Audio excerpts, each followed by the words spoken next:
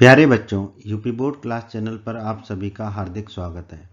बच्चों, इस वीडियो में हम यूपी बोर्ड के कक्षा 9वीं के गणित के अध्याय 8 चतुर्भुज का परिचय पढ़ेंगे। तो वीडियो को पूरा एंड तक देखिएगा, जिससे आपको अध्याय 8 चतुर्भुज के सारे कंसेप्ट अच्छे से समझ में आ जाएंगे। और फिर जब आप अध्याय 8 की प्रश्नावलियों के प्रश्नों को हल करोगे तो सभी प्रश्न आपसे आसानी से हल हो जाएंगे।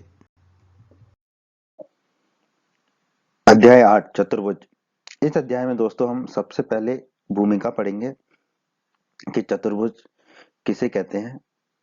उसके बाद चतुर्भुजों का कोण योग गुण पढ़ेंगे कि चतुर्भुजों के चारों कोणों का योग 360 डिग्री होता है। उसके बाद हम चतुर्भुज के प्रकार पढ़ेंगे कि कितने प्रकार के चतुर्भुज होते हैं।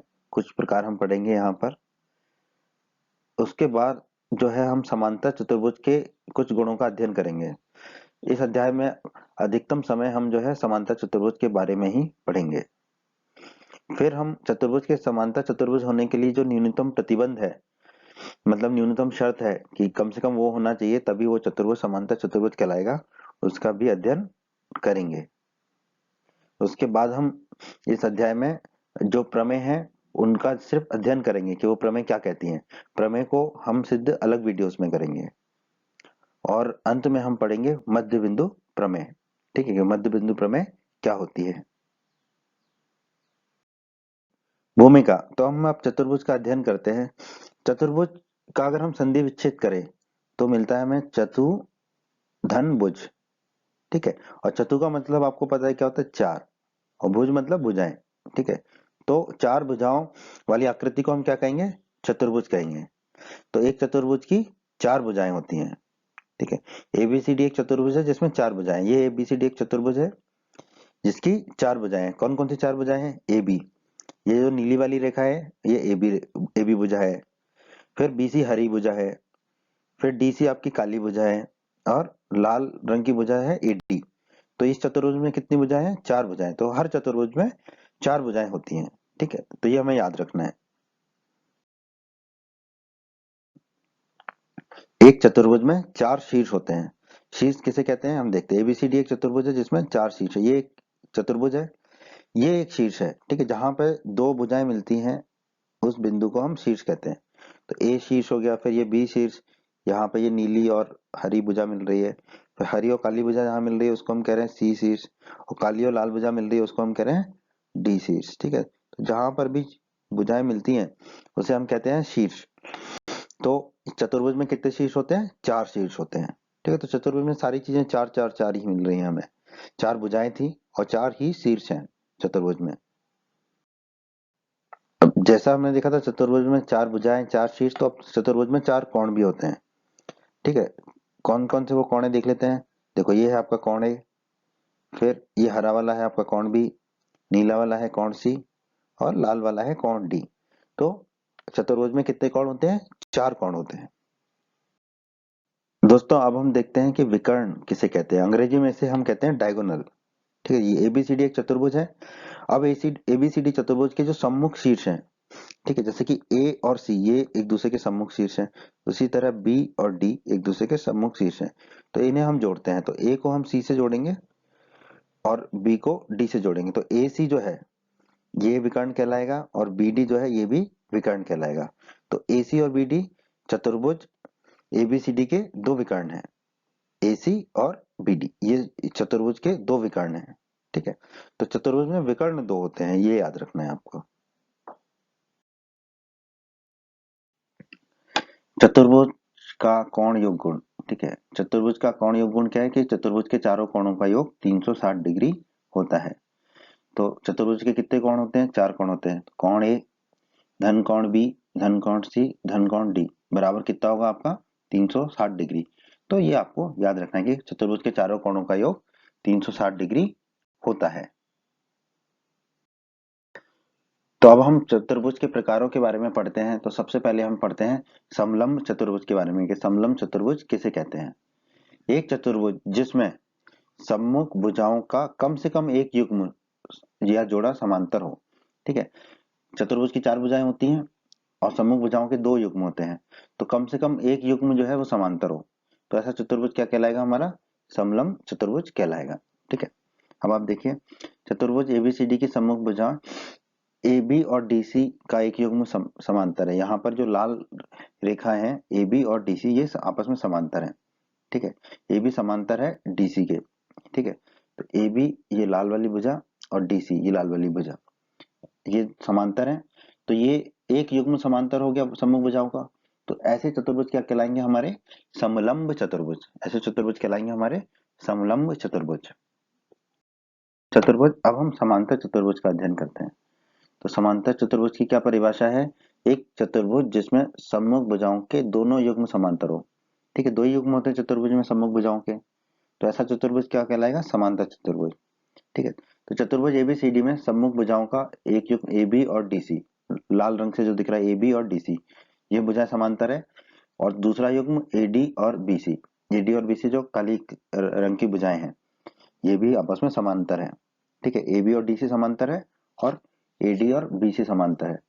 ठीक है, तो चतुर्भुज की सम्मुख भुजाओं के दोनों युग्म समांतर हैं, तो ऐसा चतुर्भुज क्या कहलाएगा? समांतर चतुर्भुज। तो समांतर चतुर्भुज ऐसा चतुर्भुज है जिसमें सम्मुख भुजाओं के दोनों युग्म समांतर होते हैं। आयत, आयत के बारे में तो आप लोग पहले से ही जानते हैं, ये एक चतुर्भुज होता है। ठीक है, इसकी परिभाषा देख लेते हैं। एक चतुर्भुज जिसमें सम्मुख भुजाएं के दोनों युग्म बराबर हो। ठीक है, सम्मुख भुजाओं के दोनों युग्म बराबर हो। ठीक है, और प्रत्येक कोण कितने डिग्री का हो? 90 डिग्री का हो। सारे कोण 90 डिग्री के हों तो ऐसा कोण, ऐसा चतुर्भुज क्या कहलाता है? आयत कहलाता है। ठीक है, अब इस चतुर्भुज एबीसीडी में देखिए सम्मुख भुजाएं AB और DC जो लाल रंग की हैं वो बराबर हैं, और सम्मुख भुजाएं AD और BC जो काले रंग की हैं वो भी बराबर हैं, और प्रत्येक कोण 90 डिग्री का है। ठीक है, AB और DC बराबर हैं और AD और BC बराबर हैं। ठीक है, और प्रत्येक कोण कितने का है? 90 डिग्री का। कोण A 90 डिग्री का, कोण B 90 डिग्री का, कोण C 90 डिग्री का और कोण D 90 डिग्री का। ठीक है, तो ऐसे चतुर्भुज क्या कहलाते हैं? आयत कहलाते हैं। ठीक है, तो ये आपको याद रखना है। और इसमें जो सम्मुख भुजाओं के युग्म है वो आपस में समांतर भी होते हैं, क्योंकि प्रत्येक कोण 90 डिग्री का है, तो सम्मुख भुजाएं जो है वो आपस में समानांतर होंगी ही।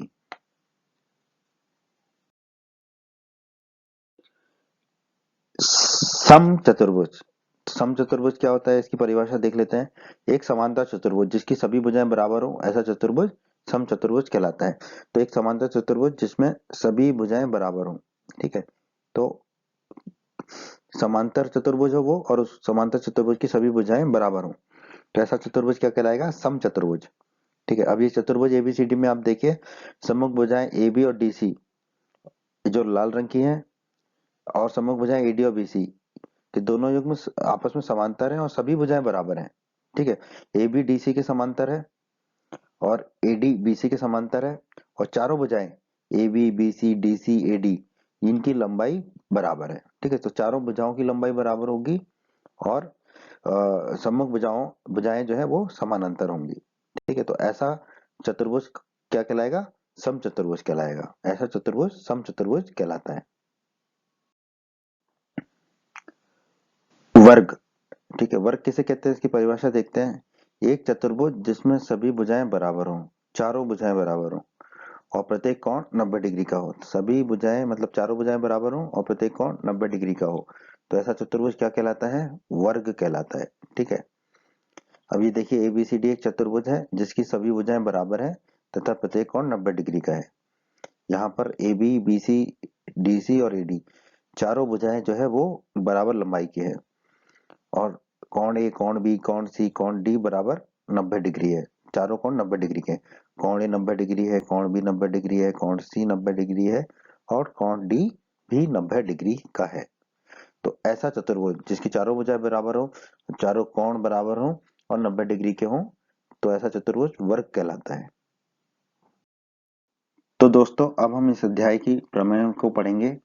तो इस परिचय के वीडियो में हम प्रमेय का सिर्फ संक्षिप्त में पढ़ेंगे कि वो प्रमेय क्या कहती है, उस प्रमेय में क्या दिया गया है और वो प्रमेय में क्या सिद्ध होता है। ठीक है, पर इन प्रमेयों को जो सिद्ध करेंगे हम वो हमारे आगे के वीडियोस में सिद्ध करेंगे। सारी प्रमेय को हम सिद्ध करेंगे। ठीक है, तो यहाँ पर बस संक्षेप में बताया जाएगा कि प्रमेय क्या कहती है। तो प्रमेय 8.1 कहती है कि एक समांतर चतुर्भुज का एक विकर्ण उसे दो सर्वांगसम त्रिभुजों में विभाजित करता है। ठीक है, तो एक एबीसीडी एक समांतर चतुर्भुज है, समांतर चतुर्भुज है तो इसकी सम्मुख भुजाएं समांतर होंगी, तो एबी और डीसी समांतर होगी और एडी और बीसी समांतर भुजाएं होंगी। ठीक है, एसी हमने मान लिया एक विकर्ण है चतुर्भुज एबीसीडी का, तो ये जो विकर्ण है ये इसको दो त्रिभुजों में बांट रहा है, तो ये दोनों त्रिभुज क्या होंगे, सर्वांग सम होंगे। तो इस प्रमेय के हिसाब से त्रिभुज एबीसी और त्रिभुज सीडी है। ठीक है, त्रिभुज एबीसी ये वाला जो त्रिभुज है नीचे वाला, और त्रिभुज सीडी है ऊपर वाला त्रिभुज ये है, ये दोनों आपस में क्या होंगे, सर्वांग सम होंगे। तो ये प्रमेय 8.1 कहती है। अब आते हैं हम प्रमेय 8.2 पर। प्रमेय 8.2 कहती है एक समांतर चतुर्भुज की सम्मुख भुजाएं बराबर होती हैं। ठीक है, जो सम्मुख भुजाएं हैं वो बराबर होती हैं। तो एबीसीडी एक समांतर चतुर्भुज है जिसमें ए बी और डीसी जो है वो समांतर भुजाएं हैं और एडी और बीसी भी समांतर भुजाएं हैं। तो इसकी जो सम्मुख भुजाएं हैं ए बी और डीसी ये बराबर होगी, और दूसरी सम्मुख भुजा का युग्म एडी और बीसी ये भी आपस में बराबर होगा। तो ये हमारी प्रमेय 8.2 कहती है। बच्चों, अगर आप हमारे यूपी बोर्ड क्लास चैनल पर नए हैं और आपने अभी तक हमारे यूपी बोर्ड क्लास चैनल को सब्सक्राइब नहीं किया है, तो जल्दी से सब्सक्राइब बटन को दबाकर यूपी बोर्ड क्लास चैनल को सब्सक्राइब कर लीजिए और बेल आइकन को भी दबा दीजिए। इससे आपको क्या फ़ायदा होगा, जब भी हमारा कोई नया वीडियो आएगा तो उसका नोटिफिकेशन सबसे पहले आपको मिलेगा। और जब भी आप यूट्यूब में वीडियोज़ को सर्च करेंगे तो आपको हमारे चैनल के वीडियोज़ ऊपर नज़र आने लगेंगे। बच्चों, इस अध्याय के बाकी सभी वीडियोज़ को देखने के लिए आप कभी भी आई बटन पर क्लिक कर सकते हैं। आई बटन पर क्लिक करने से आपको इस अध्याय के बाकी सभी वीडियोस के लिंक मिल जाएंगे। प्रमेय 8.3। प्रमेय 8.3 जो है वो प्रमेय 8.2 का विलोम है। तो प्रमेय 8.3 कहती है यदि एक चतुर्भुज की सम्मुख भुजाओं का प्रत्येक युग्म बराबर हो। ठीक है, वैसे हमें पता है चतुर्भुज की सम्मुख भुजाओं के दो युग्म होते हैं, तो दोनों युग्म अगर बराबर हों लंबाई में तो वो क्या होता है, एक समांतर चतुर्भुज होता है। तो प्रमेय 8.3 में हमें क्या दिया है कि जो सम्मुख भुजाएं हैं ए बी और डी सी उनकी लंबाई बराबर है आपस में, और एडी और बीसी की लंबाई बराबर है। तो एबीसीडी क्या होगा, एक समांतर चतुर्भुज होगा। समांतर चतुर्भुज होगा इसका मतलब ए बी और डीसी क्या होंगे, समानांतर होंगे, और एडी और बीसी भी आपस में समांतर होंगे। ठीक है, तो ये प्रमेय 8.2 का विलोम भी है।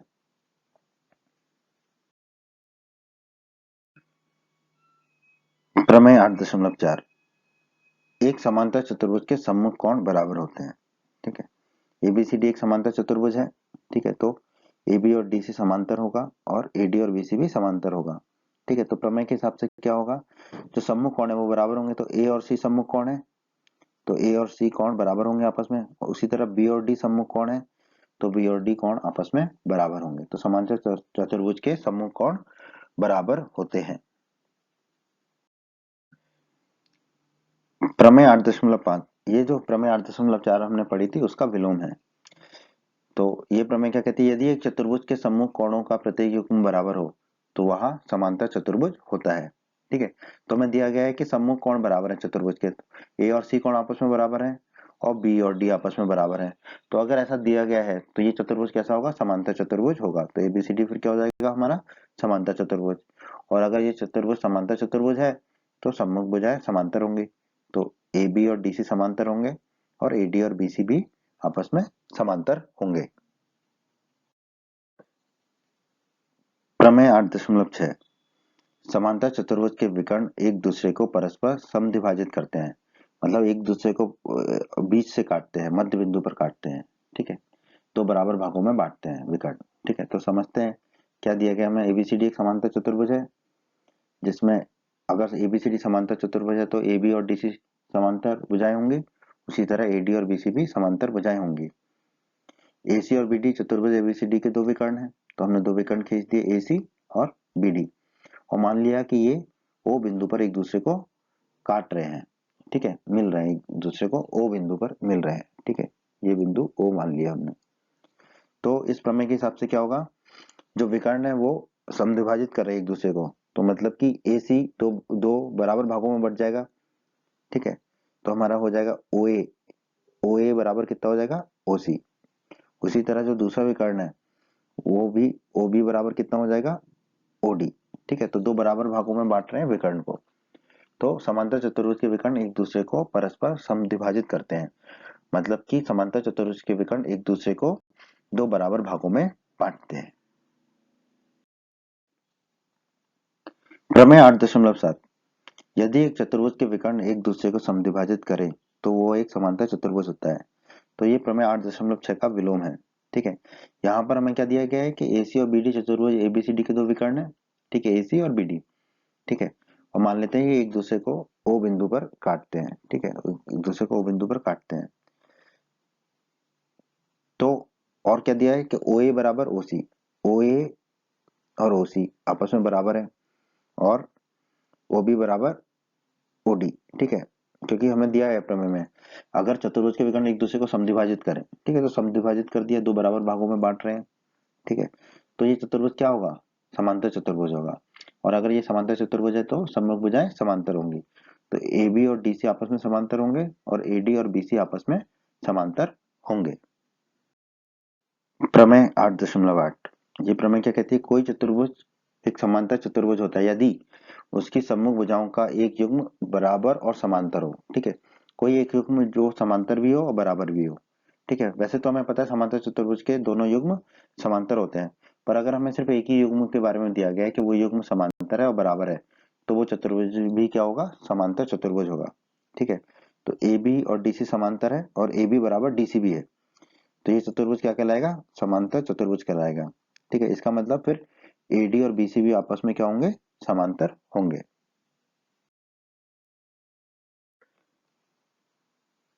प्रमेय 8.9 और प्रमेय 8.10 जो है वो मध्य बिंदु प्रमेय भी कहलाती हैं। ठीक है, तो प्रमेय 8.9 क्या कहती है, किसी त्रिभुज की किन्हीं दो भुजाओं के मध्य बिंदु को मिलाने वाला रेखाखंड तीसरी भुजा के समांतर होता है। इसको समझते हैं। एबीसी एक त्रिभुज है। ठीक है, त्रिभुज हो गया।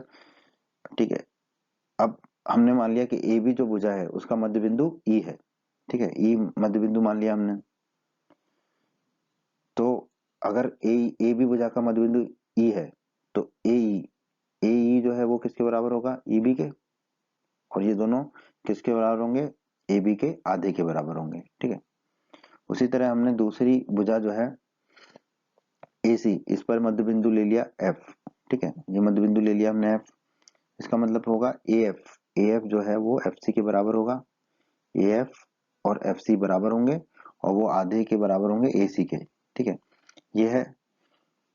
अगर हम इन दोनों बिंदुओं को मिला दें, दोनों मध्य बिंदु ई और एफ को मिला दें, तो इस प्रमेय के हिसाब से ये जो भुजा मिलेगी हमें ई एफ, वो समांतर होगी तीसरी भुजा यानी कि बी सी के समांतर होगी। ठीक है, क्योंकि दो मध्य बिंदुओं वाली भुजाएं कौन सी, ए बी और ए सी, तो तीसरी भुजा कौन सी होगी, बी सी होगी। ठीक है, तीसरी भुजा बी सी होगी। ठीक है, तो इन दोनों मध्य बिंदुओं को जब हम मिला देंगे, ठीक है, तो जो भी भुजा मिलेगी वो बीसी के समांतर होगी। तो ई एफ समांतर होगा बीसी के। प्रमेय 8.10 ये प्रमेय 8.9 का विलोम है। ठीक है, और इसको मध्य बिंदु प्रमेय भी हम कह सकते हैं। ठीक है, ये प्रमेय क्या कहती है, किसी त्रिभुज की एक भुजा के मध्य बिंदु, एक भुजा के मध्य बिंदु से दूसरी भुजा के समांतर खींची गई रेखा तीसरी भुजा को समद्विभाजित करती है। ठीक है, तो इस प्रमेय को हम समझ लेते हैं। एबीसी एक त्रिभुज है। ठीक है, अब कहा गया है त्रिभुज की एक भुजा के मध्य बिंदु। ठीक है, तो ए बी जो भुजा है इसका हम मध्य बिंदु ले लेते हैं। ठीक है, इसका मध्य बिंदु ले लिया, जिसको हमने कहा ई। ठीक है, ये जो बिंदु है ये है ई। तो ए ई बराबर ई बी, क्योंकि मध्य बिंदु है, ए बी का ई बराबर 1/2 ए बी होगा। ठीक है, अब कहा गया है कि अगर दूसरी भुजा के समांतर खींची गई रेखा, यहाँ पर दूसरी भुजा हमने मान लिया बीसी। ठीक है, तो ई से बीसी के समांतर एक रेखा खींचते हैं।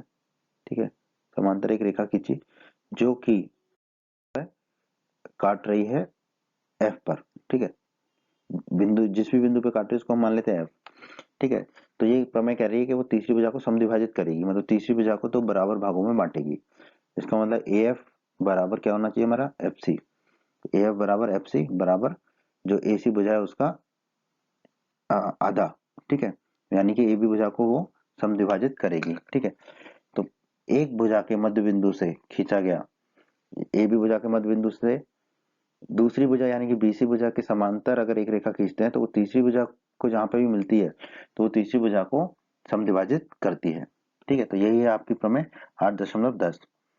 तो परिचय के वीडियो में इतना ही था दोस्तों। अब हम आगे जो है प्रमेय के वीडियोस देखेंगे और प्रश्नावलियों को हल करेंगे। उम्मीद करते हैं बच्चों आपको हमारा ये वीडियो पसंद आया होगा। बच्चों, अगर आप यूपी बोर्ड क्लास चैनल पर नए हैं और आपने अभी तक हमारे चैनल को सब्सक्राइब नहीं किया है तो सब्सक्राइब बटन को दबाकर जल्दी से चैनल को सब्सक्राइब कर लीजिए और बेल आइकन को भी दबा दीजिए। इससे आपको क्या फ़ायदा होगा, जब भी हमारे चैनल पर कोई भी नया वीडियो आएगा तो उसका नोटिफिकेशन आपको सबसे पहले मिल जाएगा। और जब भी आप यूट्यूब पर कोई वीडियो सर्च करेंगे तो हमारे चैनल के वीडियोज़ आपको ऊपर नज़र आने लगेंगे। आप हमारे वीडियोज़ को अपने सभी दोस्तों के साथ व्हाट्सएप और फेसबुक पर अवश्य शेयर करें, जिससे आपके दोस्तों का भी लाभ हो सके। आपको वीडियो पसंद आई है तो वीडियो को लाइक अवश्य करें और इस अध्याय के अन्य सभी वीडियोस को देखने के लिए आई बटन पर क्लिक करें। आई बटन पर क्लिक करने से आपको इस अध्याय के सभी वीडियोस के लिंक मिल जाएंगे। धन्यवाद बच्चों।